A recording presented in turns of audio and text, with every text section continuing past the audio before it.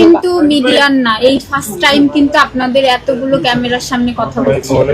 আমি কথা বলার সময় প্লিজ আপনারা প্রশ্ন পরে করেন, আগে আমার কথাটা শুনুন। আমি ওনাকে এখান থেকে 1 বছর আগে প্রথম ফোন করি, আমার একটা মাছের বিজনেস আছে ওনার সঙ্গে। আমি কথা বলার সময় প্লিজ কেউ কথা বলবেন না। আমি তাকে ফোন করি টিকটকের মাধ্যমে,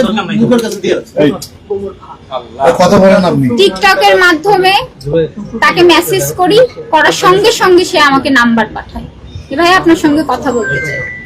তখন সে লাইভের কথা বলি যে আপনি কি আমাকে লাইভ করে দিবেন, আপনার নিলয় আলমগীর ওয়াইফ উনি করতে। পরে ওনার আমি চিন্তা করলাম উনিও তো ভাইরাল পারসন, তাহলে ওনাকে বলি, তো উনি রাজি হয়ে বললো কি যে তাহলে তুমি আমার অফিসে আসো।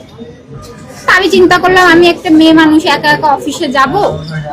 সেখান থেকে 2 মাস পর আমার একটা প্রবলেম, অন্য পারিবারিক একটা প্রবলেমের কারণে আমি তার কাছে কথা বলি যে ভাইয়া আপনার সাথে আমি একটু কথা কান্নাকাটি করি যে এরকম আমার একটা প্রবলেম হয়েছে, আপনি কি আমাকে হেল্প করতে পারেন, তুমি অফিসে আসো। পরে আমি আমার চাচাতো ভাইকে নিয়ে অফিসে যাই, যে কথা বলি সে ওই সলিউশনটা আমাকে করে দেয়। সে করে দেওয়ার পরে আস্তে আস্তে তার সাথে আমার ফোনে কথা হতে থাকে, কথা হতে হতে ভালো একটা ফ্রেন্ডলি সম্পর্ক হয়।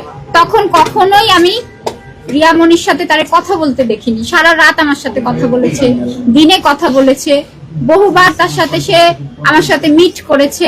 আমি ফোন ব্যবহার করি এই 2-3 বছর, এই সব বিষয়গুলো আমি অত বুঝি না, এত আমি দেখিও না।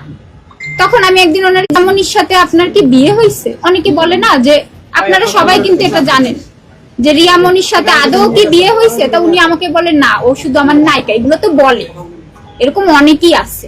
আস্তে আস্তে ওনার সাথে আমার একটা সম্পর্ক হয়। তখন ওনার মেয়ের সাথে, ওনাকে যখন বগুড়ায় মারধর করে, ওনার মেয়ের সাথে আমার একটা ফ্রেন্ডলি সম্পর্ক হয়ে যায়। মেয়েকে আমি এতটাই, বিয়ের প্রস্তাব উনি আগেই দিছে যে আমরা বাইরে সেটেল হয়ে যাব। তখন আমি বিয়ে করতে, সত্যি আপনি মসজিদে দাঁড়ায় বলবেন আমি বিয়ে করতে কখনো, কারণ ওনার সাথে আমার কোনোভাবেই এখন আমি অসুস্থ দেখছেন।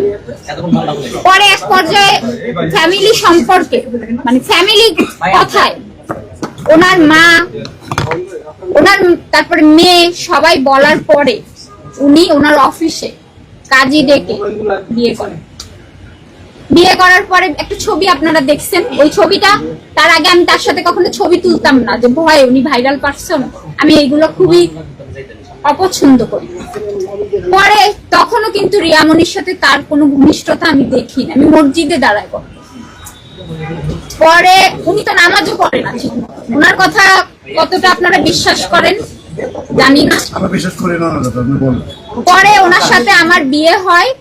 বিয়ে হওয়ার পরে আমরা এই মহানগরেই কিন্তু সংসার করি, 3 মাস না 2 মাস সংসার করার পরে উনি আমাকে বলে কি আমি তো মিডিয়া পারসন, এখনই এটা ফ্ল্যাশ করা যাবে না। এই আস্তে আস্তে রিয়ামনির সাথে ওনার আমি পুরোপুরি আমি ওনার প্রতি দুর্বল হয়ে গেলাম।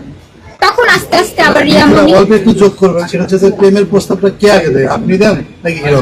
অবশ্যই সে কথা, এটা কোনো প্রেমের প্রস্তাব না, একটা মানুষের সাথে কথা বলতে বলতে ভালোবাসা হয়ে গেছে। সে এমন কোন ব্যক্তি না যে তাকে আমার প্রেমের প্রস্তাব দিতে হবে। পরে আমাদের বিয়ে হয়, এটা গোপন থাকবে।